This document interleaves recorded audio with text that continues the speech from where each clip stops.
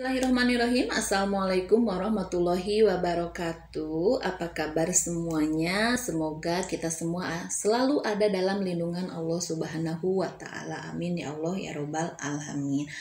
Kawan-kawan, dalam pertemuan kali ini kita akan membahas mengenai konsep dasar Classroom Action Research atau konsep dasar penelitian tindakan kelas. Sebelum lebih lanjut kita berbicara mengenai PTK, kita kenali dulu pengertian dari ketiga istilah yang digunakan. Yang pertama, pengertian dari penelitian. Penelitian ialah suatu aktivitas mencermati suatu objek tertentu melalui metodologi ilmiah dengan mengumpulkan data-data dan dianalisis untuk menyelesaikan suatu masalah. Yang kedua, tindakan, yaitu suatu aktivitas yang sengaja dilakukan dengan tujuan tertentu yang berbentuk siklus kegiatan untuk memperbaiki atau meningkatkan mutu atau kualitas proses belajar mengajar. Dan yang terakhir adalah kelas, yaitu sekelompok siswa yang dalam waktu yang sama menerima pelajaran yang sama dari seorang guru.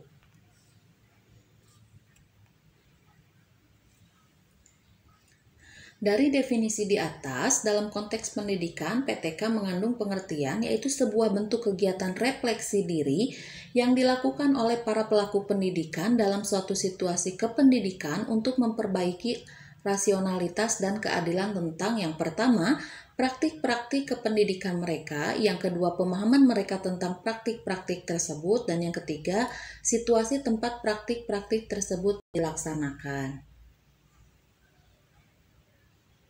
Menurut Rapoport, dalam Hopkins mendefinisikan penelitian tindakan kelas adalah penelitian untuk membantu seseorang dalam mengatasi secara praktis persoalan yang dihadapi dalam situasi darurat dan membantu pencapaian tujuan ilmu sosial dengan kerjasama dalam kerangka etika yang disepakati bersama. Menurut Boone, pada tahun 1994, penelitian tindakan merupakan penerapan penemuan fakta pada pemecahan masalah dalam situasi sosial dengan pandangan untuk meningkatkan kualitas tindakan yang dilakukan di dalamnya yang melibatkan kolaborasi dan kerjasama para peneliti, praktisi, dan orang awam. Menurut Chemis dan McTaggart, pada tahun 1985 mengaitkan istilah tindakan dan penelitian, menonjolkan ciri inti metode penelitian tindakan yaitu mencobakan gagasan-gagasan baru dalam praktik sebagai alat peningkatan atau alat penambah pengetahuan mengenai kurikulum, pengajaran, dan pembelajaran. Hasilnya adalah peningkatan dalam pelaksanaan pelajaran di kelas dan di sekolah. Penelitian tindakan menyediakan cara untuk atau cara kerja yang mengaitkan teori dan praktik menjadi kesatuan yang utuh antara gagasan dalam sebuah tindakan.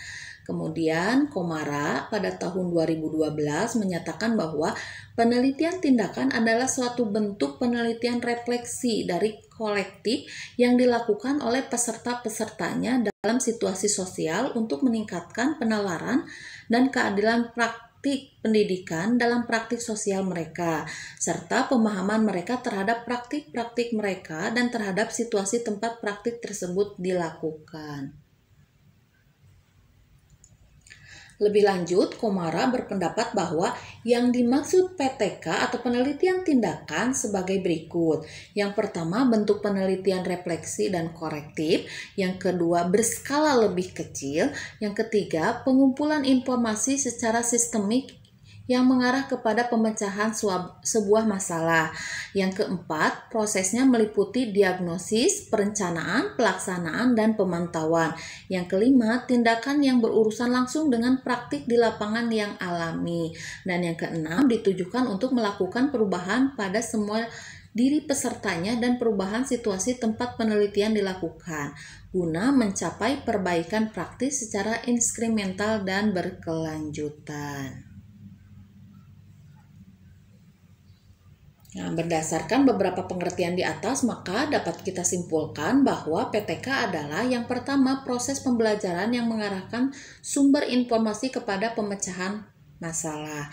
Yang kedua, penelitian yang dilakukan dapat memberikan terobosan baru terhadap alat kelengkapan administrasi sekolah. Yang ketiga, proses pembelajaran dapat mengaitkan antara pengetahuan dan praktik. Dan yang keempat, orientasi penelitian selalu berinovatif guna membawa dampak perubahan baik terhadap individu yang melakukan penelitian maupun terhadap peserta didik yang mendapatkan pembelajaran yang bermakna. PTK ini termasuk penelitian kualitatif, meskipun data yang dikumpulkan bisa saja bersifat kuantitatif, di mana uraiannya bersifat deskriptif. Dalam bentuk kata-kata, peneliti merupakan instrumen utama dalam pengumpulan data. Proses sama pentingnya dengan produk. Peneliti diarahkan kepada pemahaman bagaimana keberlangsungannya suatu kejadian atau efek dari suatu tindakan. Ini menurut Rohiyati pada tahun 2005. Latar belakang perlunya guru melakukan PTK. Mutu pendidikan Indonesia dianggap oleh banyak kalangan masih rendah.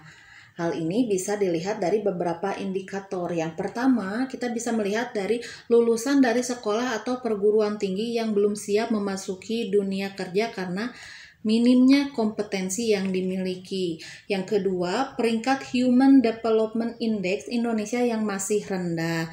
Yang ketiga, laporan International Education Achievement bahwa kemampuan membaca siswa SD di Indonesia berada di urutan ke-38 dari 39 negara yang disurvei.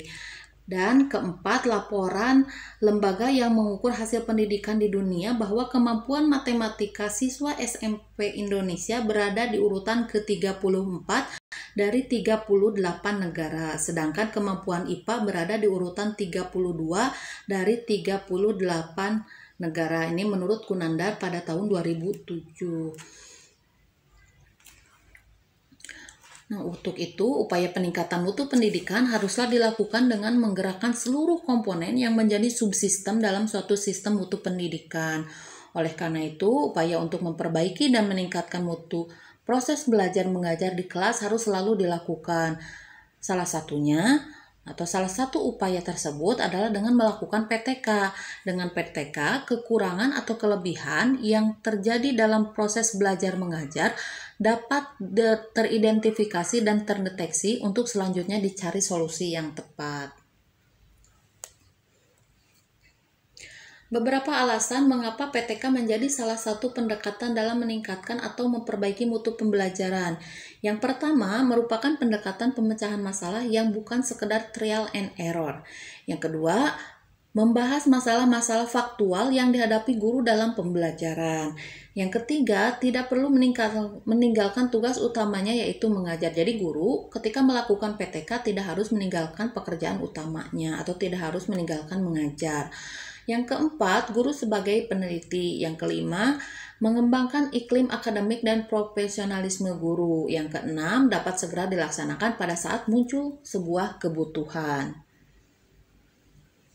Alasan selanjutnya adalah dilaksanakan dengan tujuan perbaikan. Kemudian selanjutnya, PTK memiliki atau penelitian tindakan kelas membutuhkan biaya yang sedikit lebih ringan atau lebih murah. Alasan selanjutnya adalah desain PTK ini lebih fleksibel. Selanjutnya, analisis data seketika dan tidak rumit. Dan alasan terakhir adalah manfaat dari PTK ini jelas dan langsung dirasakan. Sejarah PTK. Pada saat ini, PTK berkembang dengan pesat di negara-negara maju seperti Amerika, Kanada, Australia, kemudian Inggris, dan beberapa negara maju yang lainnya. Penelitian tindakan merupakan perkembangan baru yang muncul pada tahun 1940-an sebagai salah satu pendekatan penelitian yang lahir di tempat kerja. Tempat peneliti dilakukan pekerjaan atau aktivitas sehari-hari. Jadi PTK ini berawal dari penelitian tindakan kawan-kawan, yaitu penelitian tindakan yang awalnya dilaksanakan atau dilakukan di tempat kerja, di organisasi, atau di masyarakat. Kemudian seiring berkembangnya waktu, maka PTK ini juga dilaksanakan di dalam dunia pendidikan, yaitu di dalam kelas. Kemudian dilihat dari aspek sejarah, penelitian tindakan pertama kali dikembangkan oleh seorang psikolog sosial yang bernama Kurt Lewin. Menurut Kemis, pada tahun 1993, penelitian tindakan di bidang pendidikan meningkat dari penelitian yang sifatnya amatiran atau penelitian orang kumuh menjadi penelitian yang profesional pada dekade tahun 1970-an, terutama di kalangan yang menaruh perhatian terhadap isu-isu pendidikan dan yang memahami betapa kompleksnya kaitan antara gagasan-gagasan dengan kehidupan, antara teori dan praktek, antara teori dan praktik, dan antara ahli kemasyarakatan dengan orang awam, padahal mereka hidup dan bekerja di dalam satu dunia. Nah, PTK di Indonesia sendiri baru dikenal pada akhir dekade pada tahun 1980-an.